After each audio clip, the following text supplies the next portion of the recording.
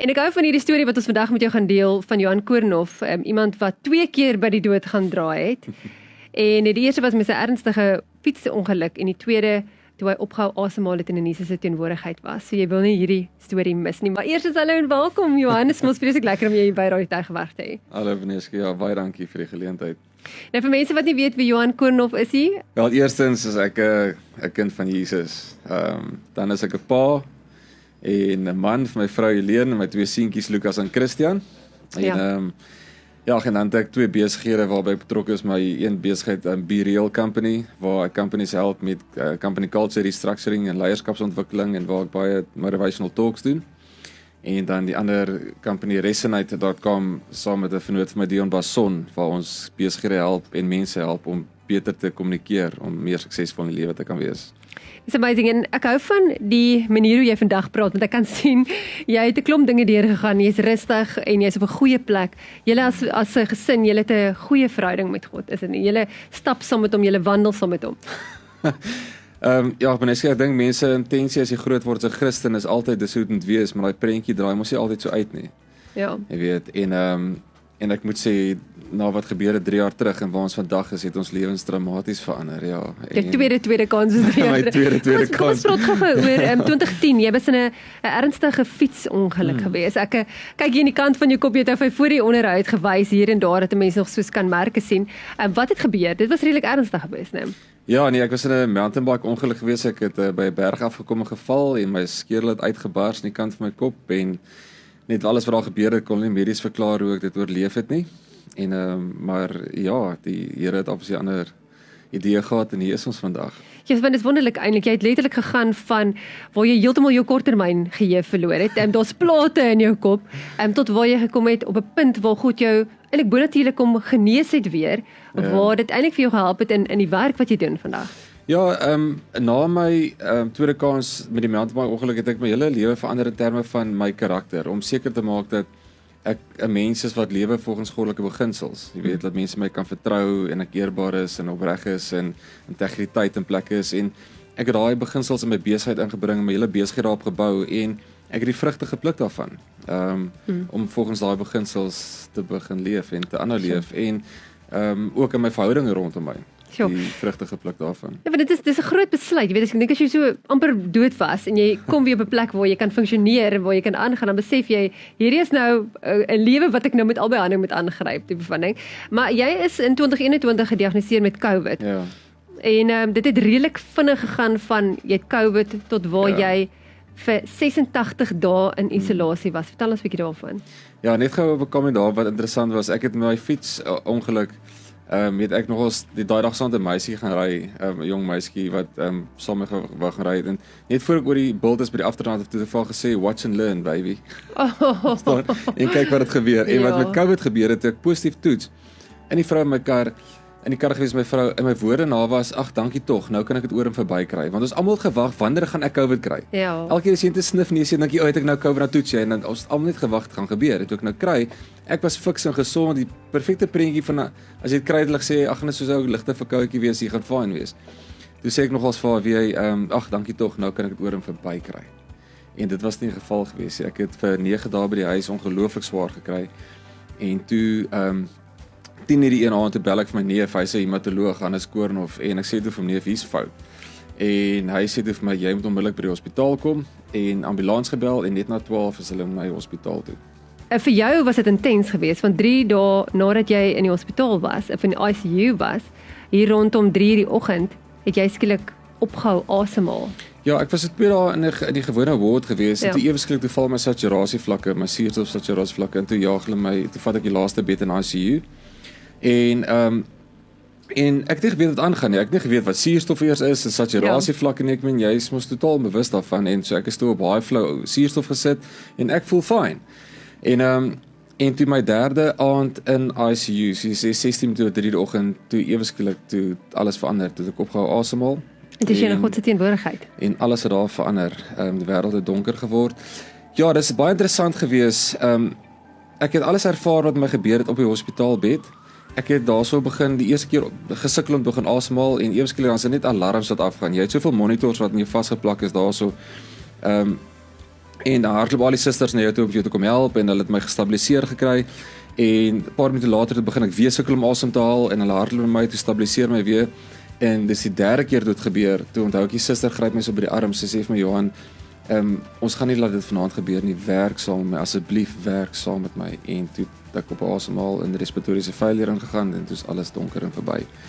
Maar wat gebeur? Want dit is eintlik, dit is nou soos wanneer jy piep op die hardloopmasjien sien, waar jy ophou asem, jy was eintlik dood gewees, né? Ek het ophou asemhaal Ja. en maar ek het nog nie die beep gehad het. Wat gebeur het is ek het bloot nog om met my wat noem jy dit, jou agter in jou breinstem, daai Ja. gedeelte waar het nog gefunksioneer. Hy was nog nie dood. Hy so nog bietjie so 2 minute van verder in die asemhaal, Ja. dan was daar ek weg gewees. Dan was Ja. alles verby. So ek het nog 'n hartklop gehad, 'n fyn hartklop bloot net uit reflex uit. Uit jou liggaam wat nog in Ja. reflex is voordat alles ophou.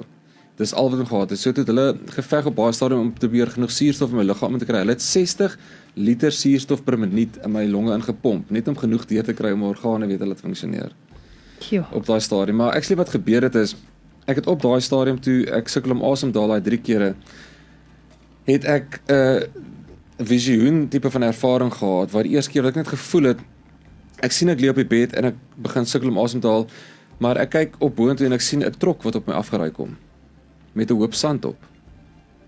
En dan by die hoop sand op my en maak my toe en ek sukkel om uit te kom om asem te haal en ek kom toe eventually uit en hulle stabiliseer my wat op die bed gebeur. Die tweede keer toe daar weer daai trok gekom met 'n groter hoop sand, gestruggle, gebaklei om daar uit te kom, dit reg gekry. En die derde keer het daar weer 'n trok gekom met 'n groter hoop sand, die keer so groot dat ek kon nie daar uitkom nie.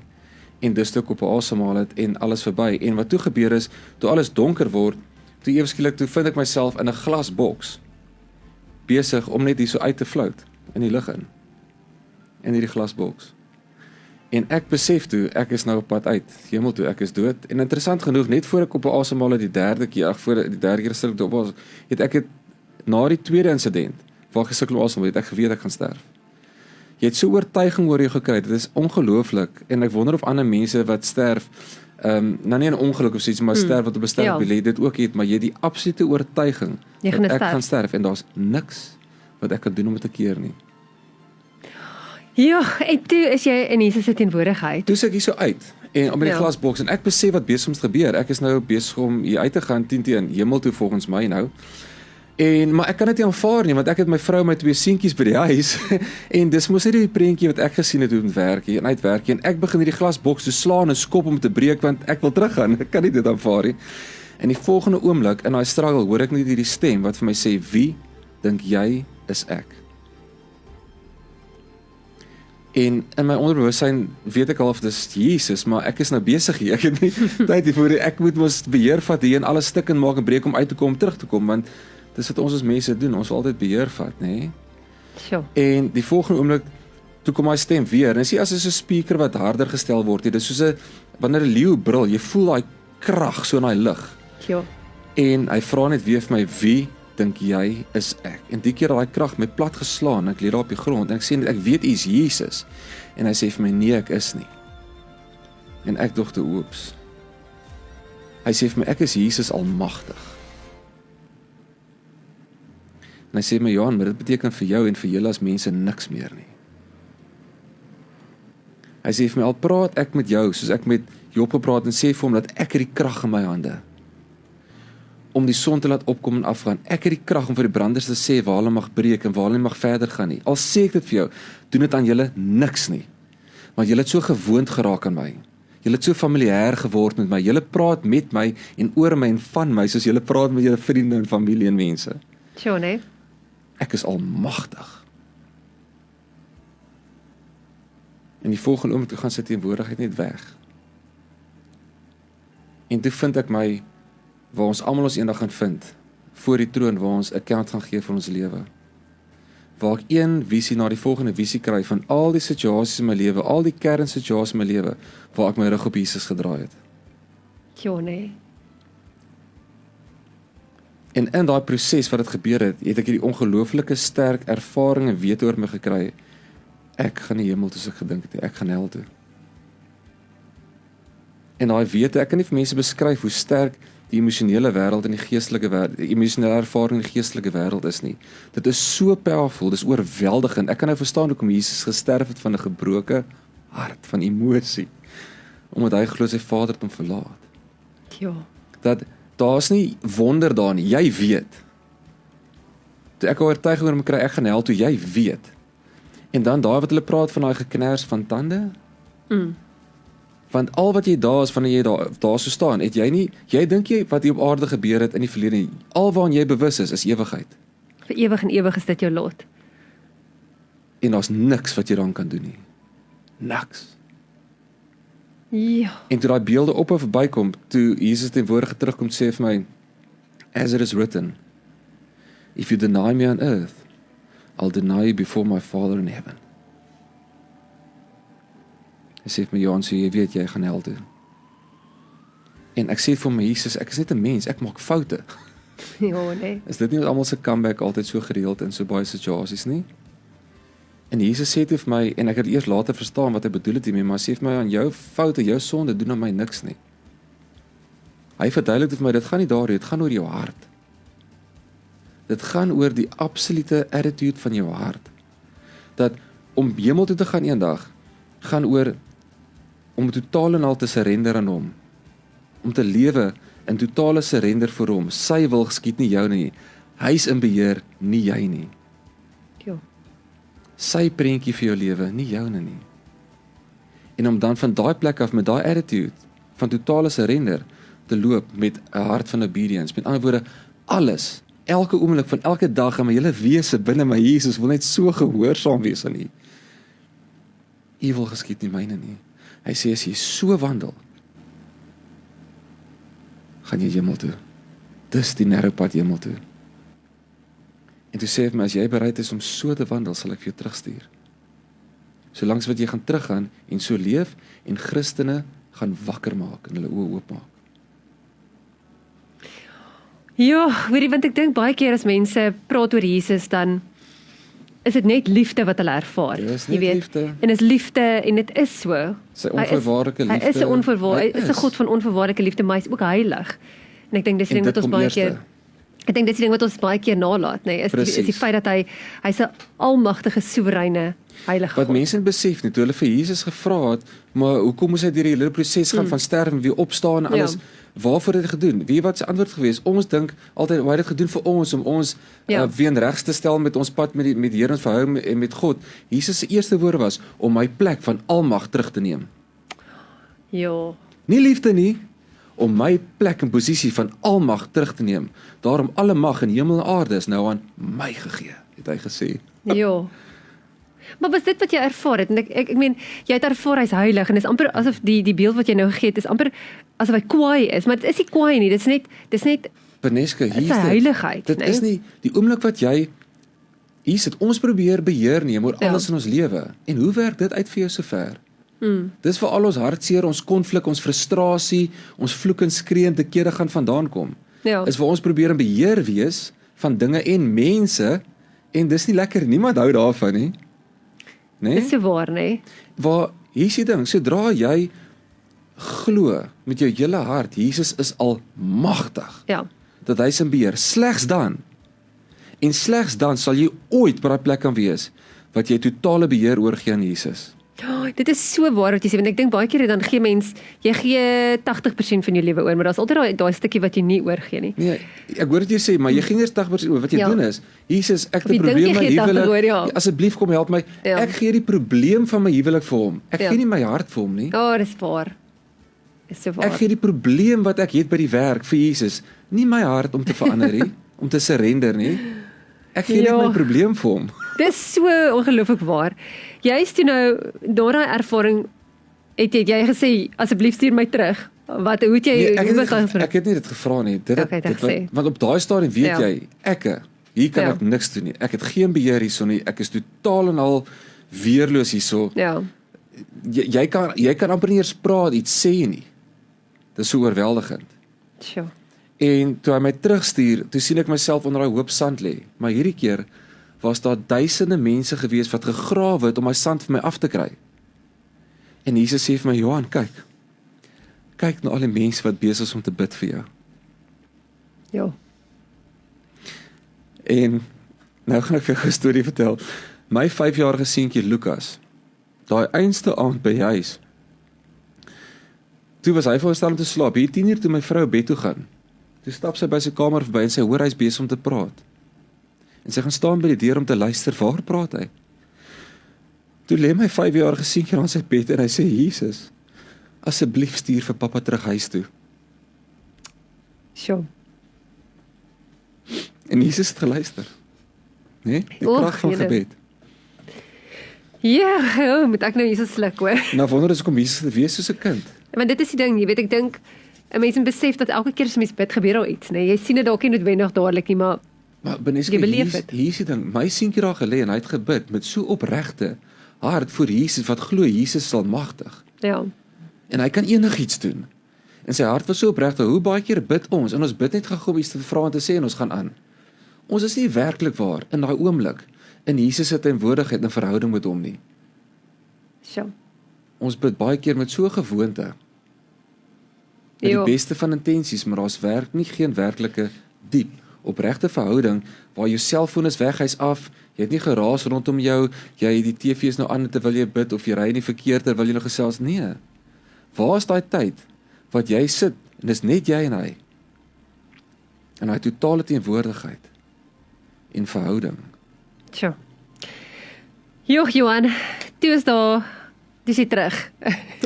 En toe is daar 172 dae wat jy op permanente suurstof is. Want wat het gebeur in daai oomblik? Jou longe het heeltemal So wat toe gebeur het is plat geval of toe het ek nog in ICU gewees nog Ja. vir 'n hele klompie dae daarna en toe het ek my longe ek het beter begin asemhaal en toe vat hulle my in die high care unit Ja. op permanente suurstof daar.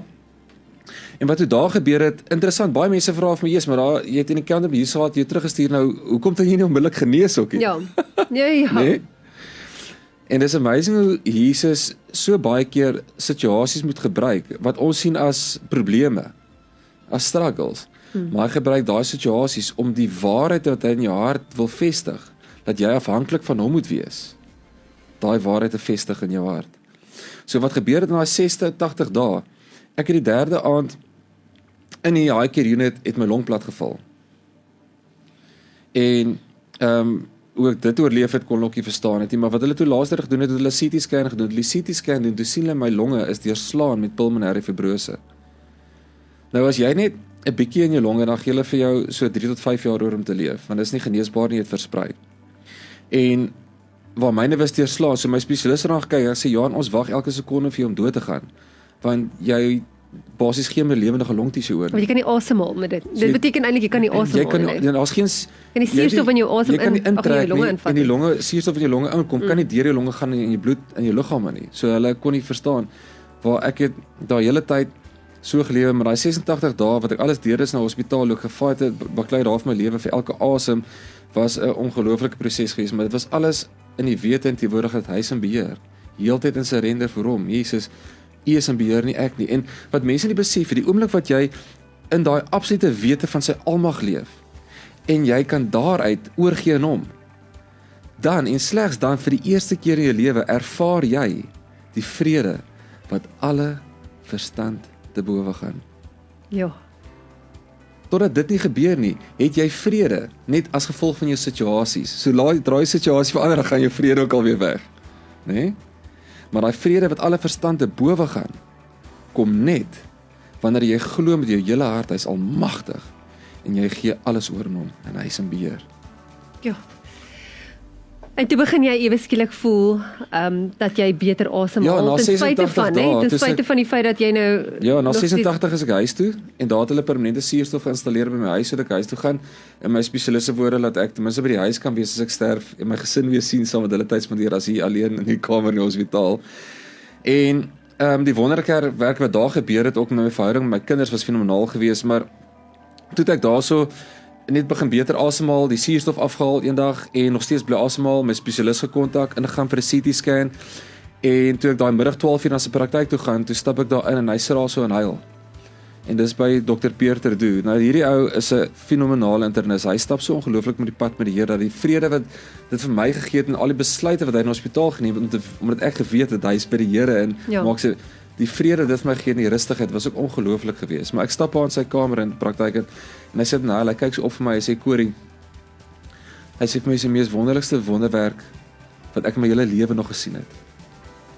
Hy sê vir my jou longe is genees, die fibrose is weg, dit is medies nie moontlik nie, dit het nog nie gebeur in die geskiedenis van medisyne nie. Jesus het jou longe genees, dit is weg, dit is skoon. Ja, dan besef jy net dat hy regtig hy's regtig 'n almagtige God, hè. Ek dink dit is die ding wat 'n mens besef uit jou storie uit, is dat 'n mens hoor nie net van die stories daar nie, jy het dit beleef. En ek dink so iets raak 'n mens se hele gesin, hè. Ek meen, toe jy nou terug is en jy met jou vrou die storie kon deel, ek seker dit moes haar ook nogal geraak het, né? Ja, dit is interessant geweest want ek het eers toe daai dag toe ek die wonderwerk ervaar het, ek daar die waarheid gedeel van dat hulle wat my longsituasie was, dat hulle vir my gewag het om te sterf gedeel. O, het jy dit wel gesê? Nee, ek het my spesialis gevra asseblief om net dat hy en my neef Hannes dat net wat sy beste pel is, net hulle daarvan weet. Hulle moet niemand deel met. Ek wil daai burden op mense gesit en ek wou nie gehad het nou eweslik mense vir my so kontak van alle oorde op sosiale media, ons dink aan jou, ek het nie dit nodig gehad in my lewe nie. Ek wil al my aandag en tyd en energie gee op te veg vir elke lief wat volgende asem wat ek moes gehad het en tyd saam met die Here. Ja. En dis vir my deurgekry so ja, so toe ons lewe verander, want nou besef ek elke liewe dag wat ek nou het saam met my vrou en 2 kinders is 'n geskenk wat ons nie moet hê nie. Ja. En ons leef so, ons hele leefstyl verander.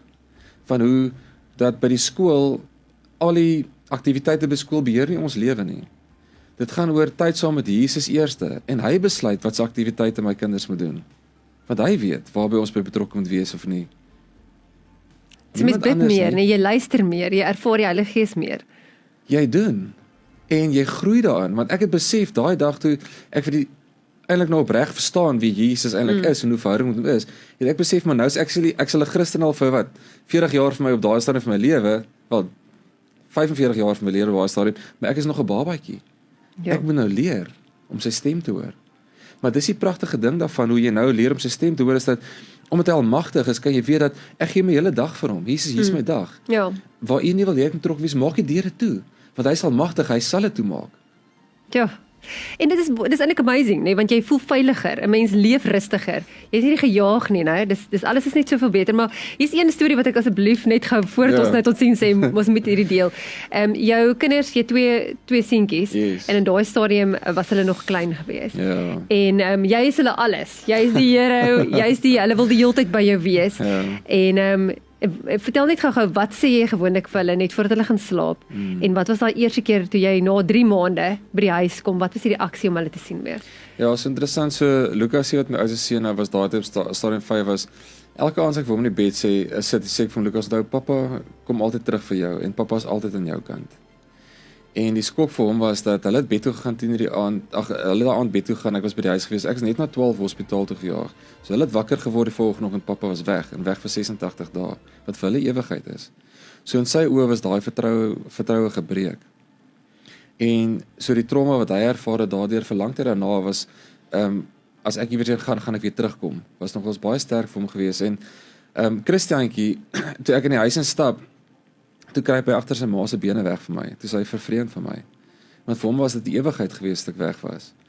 En toe ek by die huis was, ek kon letterlik nie eens opstaan regop sit nie, dan veg ek vir my lewe net om weer asem te haal van die toestand wat ek was. En wat die Here daar met 'n wonderwerk gedoen om Christian se verhouding weer te genees in my was toe hy was 'n koliek babatjie gewees. Hy elke keer as ons in die slaap sit, moes ons in die slaap sis en ek het dit basies gedoen en 'n liedjie vir hom gesing altyd en Helene, my vrou, vat hom toe kamer toe om te laat slaap en dit sukkel, dit struggle en sy is later in trane en sy hardloop by die kamer uit en iets in my sê net vir my staan op. Nou onthou ek kan omtrent nog nie loop nie. Ja. En never mind om iets op te tel, vashou wat ek die krag nek is en ek staan op, ek stap in sy kamer in met my oxygenpyp wat 'n ekstensie aangehad het. Ek stap in sy kamer in, ek tel hom op. Ek hou hom teen my vas en ek begin daai liedjie met hom sing wat ek gedoen het altyd. En in daai oomblik toe ek dit doen, toe herken ek is sy pa en hy gryp my vas. En hou vas en hy raak onmiddellik nie slaap en hy gaan lê op die bed langs hom.